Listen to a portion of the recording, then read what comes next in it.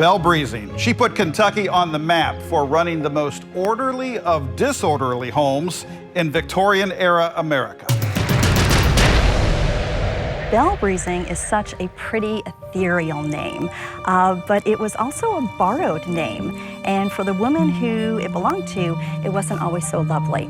Now, Belle was the inspiration for Margaret Mitchell's character, Belle Watling, in Gone with the Wind. Belle was actually born in Lexington, Kentucky. She was an illegitimate child of a dressmaker who also turned to prostitution every once in a while. Her mother married a bartender a few years after she was born, and she took her stepfather's name. Belle herself was a kind of a wild child. She found it difficult to make girlfriends to play with. The boys did fancy her, and by the time she turned 15, Belle found herself pregnant. She did marry one of her boyfriends, but she kept all of the others. And because of that, Belle's husband left her even before the baby was born, and in order to make ends meet, Belle had to take a page out of her mother's book. It was actually quite fortunate that Belle ended up on the doorstep of Jenny Hill's brothel, which was located in what we now know as the Mary Todd Lincoln House. It was there that Belle learned proper decorum, and she started gaining quite a following. And one of them was a wealthy businessman from Philadelphia, William Singerly. And Belle somehow convinced him to invest in her.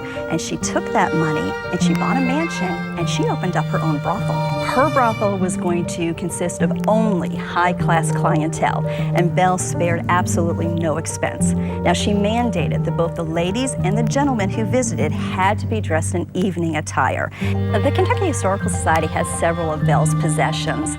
One of them is a beautiful gold-painted mirror and mantle that used to hang in her parlor.